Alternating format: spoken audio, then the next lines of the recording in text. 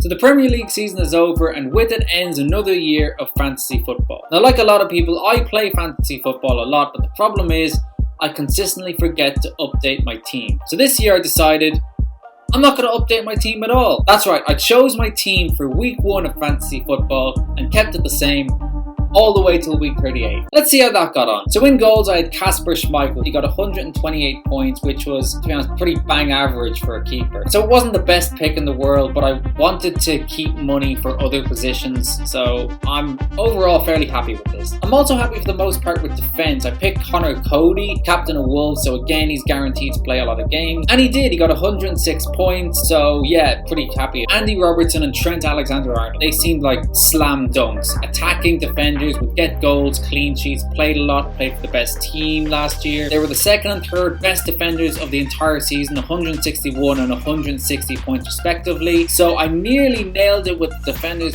but then I went with Virgil van Dijk. Now this seemed like another slam dunk. He was another captain, he was the heartbeat of that team, he was guaranteed to get loads of games. Then Jordan Pickford happened. Yep, he put his studs right through the Liverpool captain, ruled him out for the rest of the season, and he finished with 15 points. And this was my first big mistake. Not necessarily for going with Van Dijk, but for not investing in the bench. I thought I'll just pick the cheapest players I can find and it'll be fine. It wasn't fine. With Van Dijk out of the picture for the entire season, I had to rely on randomers from Burnley, Brighton and Aston Villa, and it didn't go well. Now we'll move into the midfield, and we got Bruno Fernandes, which was a no-brainer. 18 goals and 14 assists made him the #1 player in all of fantasy football with 244 points. And my second, slightly smaller mistake was not making him captain, because instead I went for Marcus Rashford. How he was classed as a midfielder, I honestly have no idea, but I decided, yep, he's in midfield and I'm making him my captain. Hindsight being 2020, I should have made Fernandes the captain. I should have foreseen that balance of goals and assists that he would bring. But you know, I'm still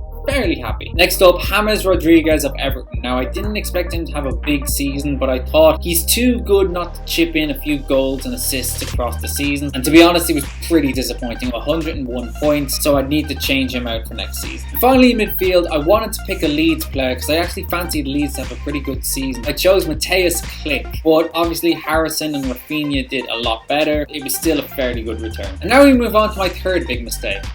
The strikers. I picked 2 guys up front that I expected to have really strong seasons, and it didn't quite pan out that way. My first pick was Gabriel Jesus, which I thought was pretty good because he was City's #1 striker basically last season. But then Pep decided to screw up my plans and not play a striker at all. So 115 points was pretty disappointing, but not quite as disappointing as Anthony Martial. Now Martial was kind of similar to the Klich pick in that I basically picked the wrong horse. I didn't expect Edinson Cavani to do anything this season, but he actually turned out to be probably one of the top 3 players of United's entire season. And Martial, he was pretty poor. 75 points.